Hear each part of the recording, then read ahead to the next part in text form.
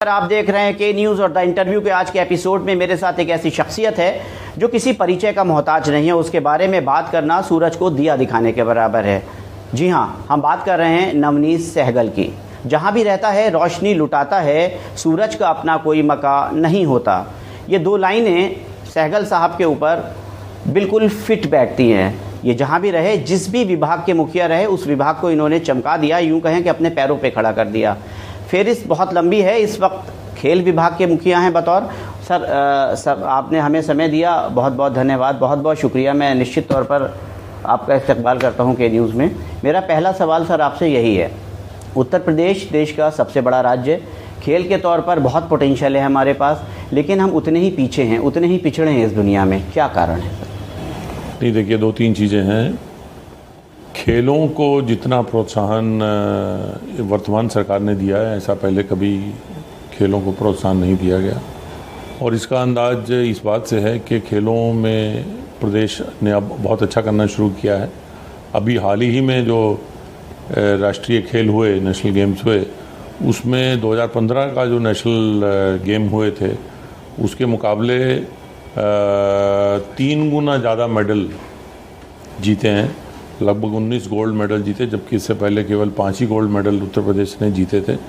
तो ये एक दिखाता है कि पिछले कुछ सालों में सरकार ने जो विशेष ध्यान दिया है खेलों पर, खेलों के लिए जो इंफ्रास्ट्रक्चर है उसके विकास पर, फिर खेलों के लिए बच्चों को समय पे आइडेंटिफाई करना, उनका समय से सिलेक्शन करना, उनको अपॉर्चुनिटीज़ देना, ये एक पूरा एक पैकेज है, एक इकोसिस्टम के हिसाब से चलता है। और खेलों में सरकार ने बड़ा अच्छा एक माहौल बनाया है।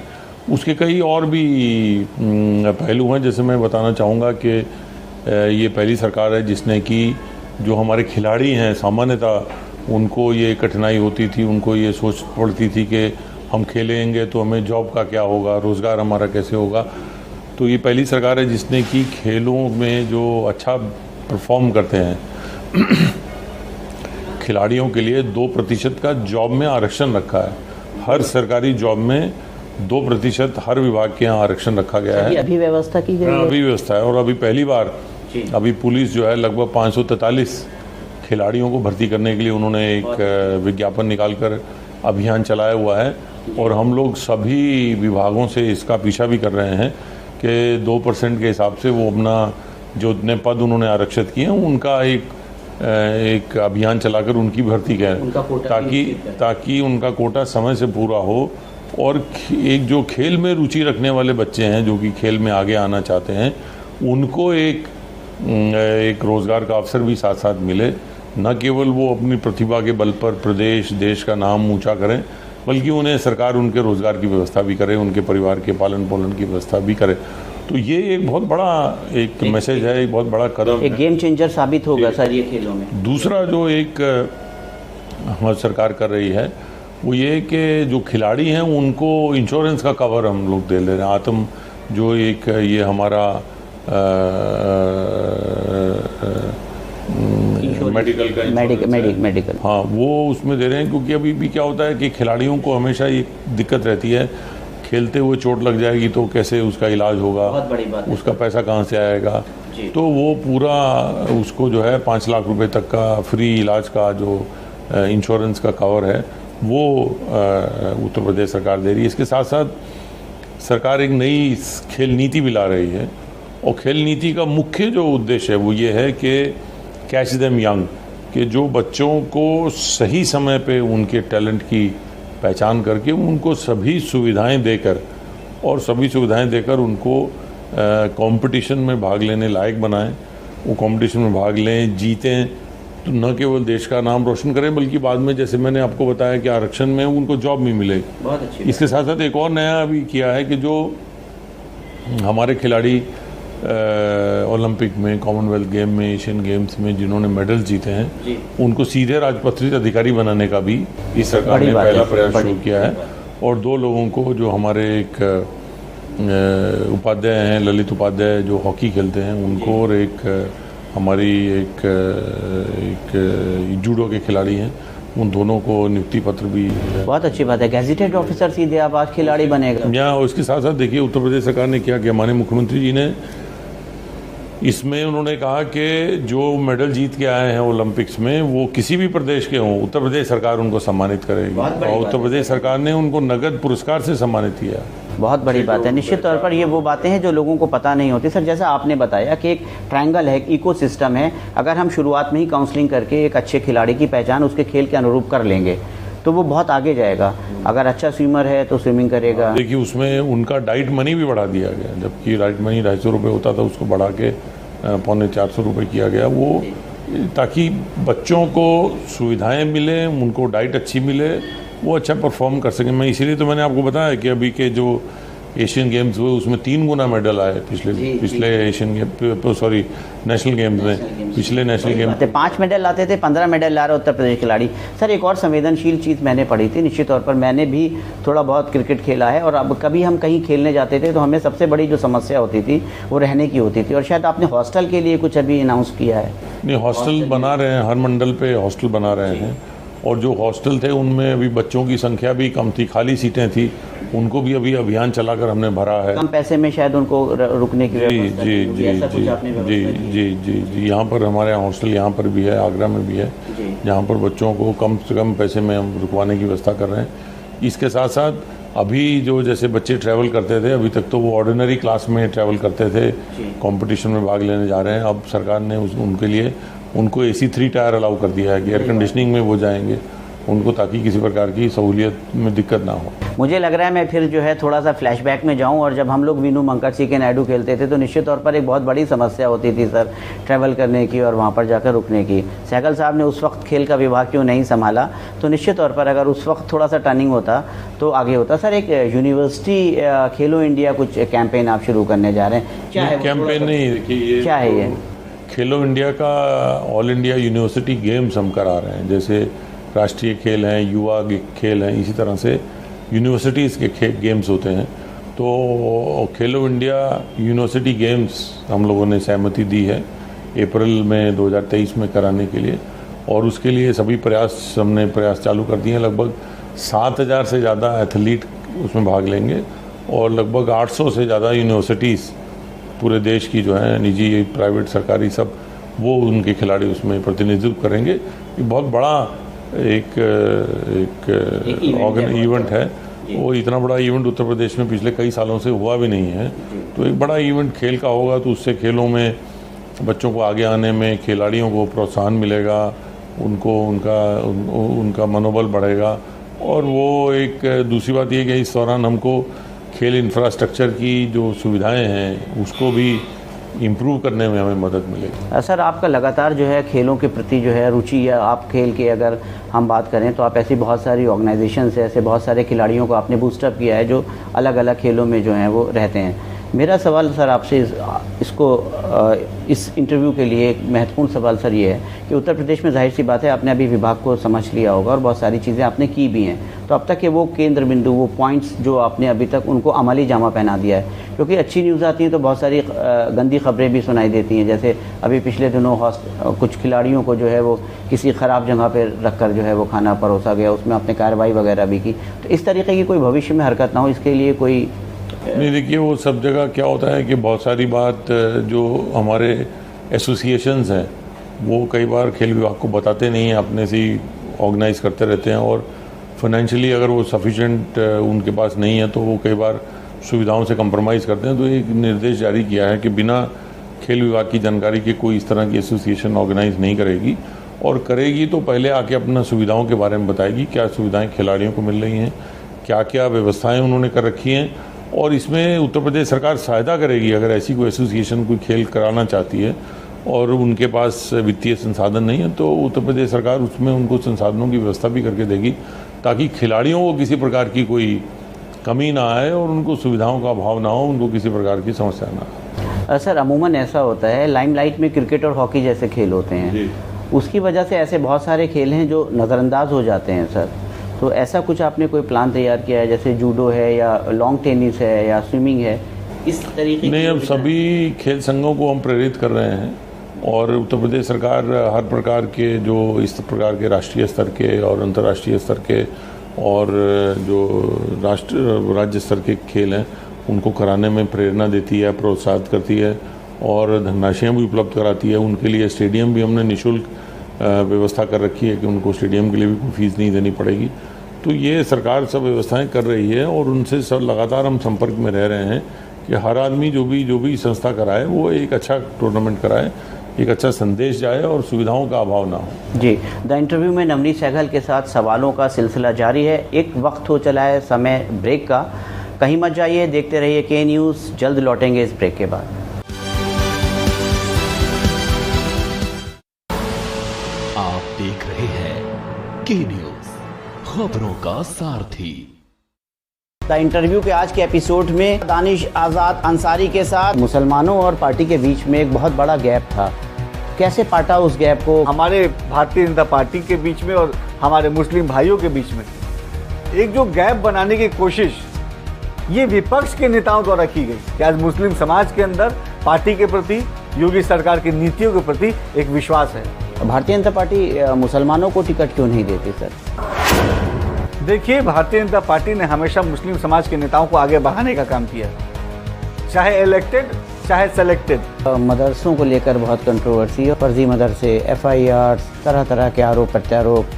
योगी सरकार ने दीन और तालीम की शिक्षा उसमें कहीं कोई छेड़छाड़ नहीं की। वो फराटेदार उर्दू भी बोले और फराटेदार इंग्लिश भी बोले, ये योगी सरकार सुनिश्चित कर रही है। दी इंटरव्यू में यूपी के अल्पसंख्यक कल्याण राज्य मंत्री दानिश आजाद अंसारी के साथ पॉलिटिकल एडिटर शबी हैदर की खास बातचीत देखिए शनिवार व रविवार रात 8:30 बजे सिर्फ के न्यूज इंडिया पर।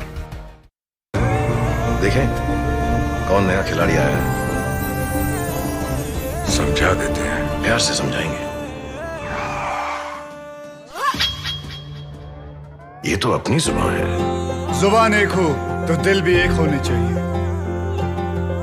विमल बोलो जुबान केसरी। कोर्ट कचहरी के ना लगे चक्कर, सबसे अधिक यही है बेहतर। लेकिन बढ़ ही जाए पाला तो कहां जाए, क्या करें? घबराए नहीं, अब हर मुश्किल होगी आसान। के न्यूज इंडिया, वकील आपका देगा समाधान। कीजिए कॉल, पूछिए अपने सवाल।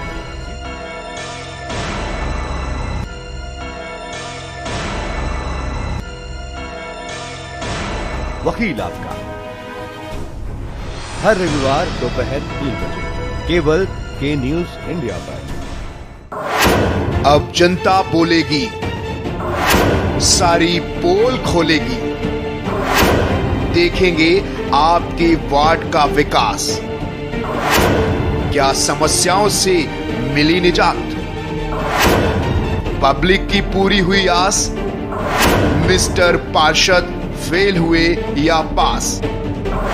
के न्यूज इंडिया पर देखिए वार्ड अदालत। द इंटरव्यू के आज के एपिसोड में दानिश आज़ाद अंसारी के साथ मुसलमानों और पार्टी के बीच में एक बहुत बड़ा गैप था। कैसे पाटा उस गैप को? हमारे भारतीय जनता पार्टी के बीच में और हमारे मुस्लिम भाइयों के बीच में एक जो गैप बनाने की कोशिश ये विपक्ष के नेताओं द्वारा की गई कि आज मुस्लिम समाज के अंदर पार्टी के प्रति, योगी सरकार की नीतियों के प्रति एक विश्वास है। भारतीय जनता पार्टी मुसलमानों को टिकट क्यों नहीं देती सर? देखिए, भारतीय जनता पार्टी ने हमेशा मुस्लिम समाज के नेताओं को आगे बढ़ाने का काम किया, चाहे इलेक्टेड चाहे सेलेक्टेड। मदरसों को लेकर बहुत कंट्रोवर्सी है, फर्जी मदरसे, FIR, तरह तरह के आरोप प्रत्यारोप। योगी सरकार ने दीन और तालीम की शिक्षा उसमें कहीं कोई छेड़छाड़ नहीं की। वो फराटेदार उर्दू भी बोले और फराटेदार इंग्लिश भी बोले, ये योगी सरकार सुनिश्चित कर रही है। दी इंटरव्यू में यूपी के अल्पसंख्यक कल्याण राज्य मंत्री दानिश आजाद अंसारी के साथ पॉलिटिकल एडिटर शबी हैदर की खास बातचीत देखिए शनिवार व रविवार रात 8:30 बजे सिर्फ के न्यूज इंडिया पर। देखें कौन नया खिलाड़ी आया है, समझा देते हैं, प्यार से समझाएंगे। ये तो अपनी जुबान है। जुबान एक हो तो दिल भी एक होने चाहिए। विमल, बोलो जुबान केसरी। आप देख रहे हैं के न्यूज, खबरों का सारथी। ब्रेक के बाद आपका स्वागत है। मैं हूं शबी हैदर और आज मेरे साथ हैं एक मशहूर व मारूफ शख्सियत नवनीत सहगल। नवनीत सहगल साहब ने खेल विभाग की कमान संभाल ली है और बहुत सारे ऐसी चीज़ें अमली जामा पहना दिया है जिनके सकारात्मक परिणाम दिखने लगे हैं। सर, मेरा जो सवाल है, अगला सवाल सर आपको लेकर है और बहुत कम लोगों को पता है कि आप चार्टेड अकाउंटेंट भी हैं सर। तो चार्टेड अकाउंटेंट और उसके बाद फिर आईएएस अधिकारी, बिल्कुल जो है वो नदी के दो किनारे जैसा है, पोल सा पार्ट सर। ऐसा नहीं है जी। देखिए, मैं चार्टर्ड अकाउंटेंट और कंपनी सेक्रेटरी भी क्वालिफाई हूँ। बहुत मुश्किल है सर। तो वो एक तरह का जो वो एक लाइन है, वो अकाउंटिंग की लाइन है, वो एक मैनेजमेंट की लाइन है और जो सिविल सर्विस है वो भी एक तरह का मैनेजमेंट है। कॉमन सेंस के साथ साथ आपको जो वित्तीय प्रबंधन है और जो आपका प्रशासनिक प्रबंधन है उसका एक मिक्स बनाना हो, एक मिक्स चाहिए होता है। और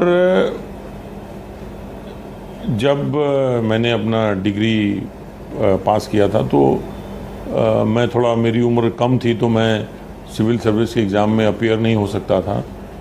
तो मेरे पास 2 साल का समय था।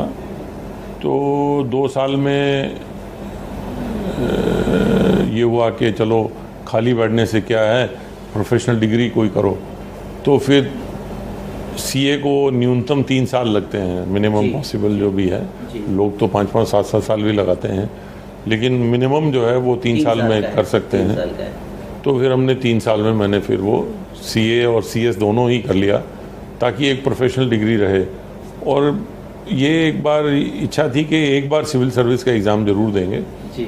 अब अगर उसमें पास हो गए तो ठीक है, नहीं हो गए तो फिर अपना सीए का काम जारी रखेंगे, कंपनी सेक्रेटरी वाला काम जारी रखेंगे। और वो ऊपर वाले की मेहरबानी थी कि वो पहले ही अटेम्प्ट में आईएएस भी पास हो गए। तो एक सेवा का जो एक जज्बा था, एक जो समाज के लिए कुछ काम करने का, एक देश के लिए काम करने का, वो जज्बा यहाँ ले आया। अदरवाइज प्रोफेशनली तो अगर मैं as a chartered accountant practice कर रहा होता या कहीं जॉब कर रहा होता तो आज फाइनेंशियली हो सकता है बहुत अच्छा मैं कर रहा होता। लेकिन एक जो संतुष्टि का एक लेवल है, जो एक आत्म संतोष का एक स्तर है, जो ये सेवा देती है, वो कोई और देश की कोई और सेवा या कोई और प्रोफेशन वो नहीं दे सकता है। तो इस वजह से फिर उसको छोड़ दिया हमने। उसको छोड़ के फिर सिविल सर्विस में आए और सिविल सर्विस को सिविल सर्विस के हिसाब से, आम जन के उनको उसके हिसाब से, समाज की सेवा के हिसाब से, देश के लिए ये इस तरफ काम करने का सोचा। क्वालिफ़िकेशन जो है चार्टर्ड अकाउंटेंसी की हेल्प करती है। कानून में हम लोग कानून पढ़ते हैं, हम लोग वित्त व्यवस्थाएं पढ़ते हैं, हम लोग मैनेजमेंट पढ़ते हैं, ये सब हमने सीए में पढ़ा है। तो उसका लाभ मिलता है, उसका लाभ हमें अभी अपनी जॉब बेहतर करने में उसका लाभ मिलता है। सर, सीए का जो रिज़ल्ट है वो जैसे 3 साल में है और 3% से ज़्यादा कभी हिंदुस्तान में आया नहीं, यानी कि 100 बच्चों में 3 बच्चे ही पास होते हैं। आपने आईएएस भी निकाला, सीए भी निकाला, कंपनी सेक्रेटरी भी की। आपने सीए के एग्ज़ाम को ज़्यादा टफ समझते हैं या आईएएस के एग्ज़ाम को? क्या है दोनों में कुछ नहीं, आईएएस वाला ज़्यादा tough. IAS is the toughest than CA. IAS की कैसे? बिकॉज़ इसमें भी लाखों लोग बच्चे अपेयर होते हैं, लेकिन जो है फाइनल तो हम लोग जब आए थे तो हम लोग केवल 112 ही थे पूरे देश में आईएएस में, और अपियर तो लाखों लोग हुए थे। तो लेकिन वहाँ सीए में थोड़ी संख्या ज़्यादा रहती है। लेकिन यह है कि सीए में क्या है कि आपका एक सिलेबस है, आप एक पढ़ाई एक जारी रखते हैं।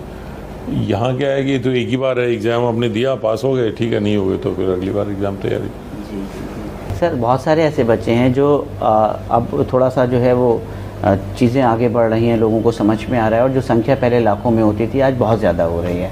और अपना एग्ज़ाम को क्रैक करना चाहते हैं, आपकी नज़र में आप एक ब्यूरोक्रेट हैं, सफल व्यक्ति हैं, और क्या करे एक बच्चा अगर उसको IAS बनना है तो क्या की पॉइंट्स क्या होंगे, कुछ ऐसा अगर आपके नहीं, देखिए दो तीन चीज़ें जो हैं वो चाहिए होती हैं। एक तो आपको सिंसियरिटी चाहिए, आप अपने एफर्ट में आप सिंसियर होना चाहिए, आपको एक लगन होनी चाहिए। फिर कॉमन सेंस के साथ आपको सोचना है। और तीसरा, आपको एक विधिवत उसकी एक सिस्टम से तैयारी करनी है, सिलेबस देखना है, सिलेबस के हिसाब से तैयारी करनी है। मैंने देखा बहुत सारे बच्चे, उनको लगता है कि इतना पढ़ो बस यही आएगा, इसके बियॉन्ड आए तो छोड़ देंगे, ऐसा नहीं होता है। ये जो सिविल सर्विस का एग्ज़ाम है, इसमें आपको पूरे विषय की जानकारी होनी चाहिए, वो फिर आपको पढ़ना पड़ेगा। ये नहीं है कि आपने थोड़ा सा पढ़ लिया, उसका रट्टा मार लिया, बाकी छोड़ दिया। रट्टे वाला हिसाब नहीं यहाँ चलेगा, आपको पूरा पढ़ना होगा, समझना होगा, ये कॉमन सेंस अप्लाई करनी पड़ेगी। फिर उसके बाद उसके सवाल का जवाब लिखना होगा। तो जब आप उस हिसाब से तैयारी करेंगे, सिंसियरिटी के साथ, एक लगन के साथ और एक प्लानिंग के साथ कि ये सिलेबस है, मुझे ये करना है और मुझे ये सब्जेक्ट लेना है जो कि मेरी समझ में भी आ रहा है, तो निश्चित रूप से आप आगे आएंगे। हौच-पौच की तैयारी से कभी आप सिविल सर्विस पास नहीं कर पाएंगे। जी सर, ऐसे बहुत सारे लोग हैं जिनसे मैं मिलता हूँ, पता है बहुत सारे ऐसे लोग हैं आपसे नहीं मिल पाते और आपको रोल मॉडल, रोल आइडियल के तौर पर देखते हैं। नवनीत सहगल होना कितना मुश्किल है और कितना आसान होना है, थोड़ा सा सर अगर आप बताएं, क्या आपकी रूटीन है, किस तरीके से आप किन चीज़ हम लोग, मुझे लगभग पूजा पाठ करते हैं? जी मैं तो सुबह 5:30 बजे उठता हूँ। सुबह जल्दी उठना चाहिए, ये आदत बच्चों में होनी चाहिए। मैंने देखा है कि आजकल के बच्चे रात भर पढ़ते रहेंगे और दिन पूरा ख़राब करेंगे, उसे कोई सिद्ध नहीं होने वाला है। रात में जल्दी सोना चाहिए, सुबह जल्दी उठना चाहिए। अपना जल्दी उठें, आप अपना एक्सरसाइज करें, अपना थोड़ा ध्यान लगाएं, क्योंकि जो दुश्वारियां हैं, जो कि प्रेशर्स हैं, चाहे वो जॉब के प्रेशर हों, चाहे वो आपके आसपास के माहौल के प्रेशर हों, चाहे वो फैमिली के प्रेशर हों, उन सब से जो है आपको बचने के लिए या उन सब का मुकाबला करने के लिए प्रतिदिन थोड़ा सा ध्यान लगाना पड़ता है और ध्यान लगाना चाहिए आपको। और अपना जो साइकोलॉजिकल आपकी एनर्जी है उसको प्रिजर्व करके कंजर्व करना चाहिए। और ये आपको बहुत ज़्यादा आने वाले भविष्य की चिंता नहीं करनी चाहिए। वर्तमान में आप क्या कर सकते हैं बेहतर, उसको पे ज़्यादा काम करना चाहिए, न कि भविष्य के बारे में सोच के आप अपना समय भी ख़राब करें, अपना ब्लड प्रेशर भी बढ़ाएं और अपनी एनर्जी भी वेस्ट करें। एक दो सवाल और हैं सर। आपने बहुत टफ टाइम देखा, एक बहुत बुरे समय से गुजरे, आपका एक्सीडेंट हुआ था और बहुत सारी चीज़ें हुई थी, मैंने बहुत करीब से आपको उस दरमियान देखा। आपने कितनी मेहनत की, आज आप मूव कर पा रहे हैं, आप बैठ रहे हैं, आप बहुत अच्छे तरीके से सारी चीज़ों को कर रहे हैं। कितनी मेहनत की सर आपने? नहीं, अब देखिए ये भगवान की कृपा है और हमेशा आपको ये धन्यवाद करना चाहिए जिस भी भगवान को आप मानते हैं कि आप मतलब बहुत सारी समाज में इतने लोग, आप बहुत अच्छी स्थिति में हैं, बहुत बेहतर स्थिति में हैं। आप भगवान का धन्यवाद करेंगे, आप सेवा करेंगे, आपके पास जो सामर्थ्य है उससे अगर किसी दूसरे का भला हो सकता हो, किसी दूसरे के चेहरे पे खुशी ला सकते हो, वो अगर आप प्रयास करेंगे तो पूरी जो नेचर है पूरा वो आपको मदद करेगा। और पूरा नेचर जब मदद करता है तो ये सब दुश्वारियों से आप बड़ी आसानी से पार पा लेते हैं। और यही एक जीवन का फ़लसफ़ा एक होना चाहिए कि जितना हो सके समाज की सेवा करें, जितना हो सके दूसरे की मदद करें, जितना हो सके सामने वाले के चेहरे पे मुस्कान लाएं।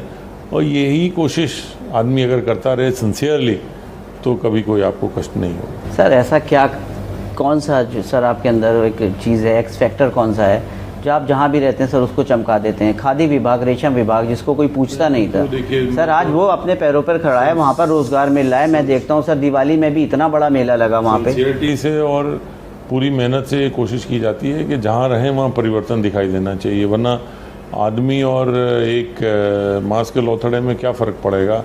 अगर आप जहाँ भी हैं वहाँ कोई आप परिवर्तन ना डाल पाएँ तो जीवन व्यर्थ है। जी, जहाँ भी हैं वहाँ परिवर्तन ना डाल पाएँ तो जीवन व्यर्थ है। मेरा एक आखिरी सवाल है सहगल साहब से। सर जीवन सतत प्रक्रिया है, आप एक सफल ब्यूरोक्रेट हैं, एक बहुत ही आलीशान व्यक्तित्व के धनी हैं।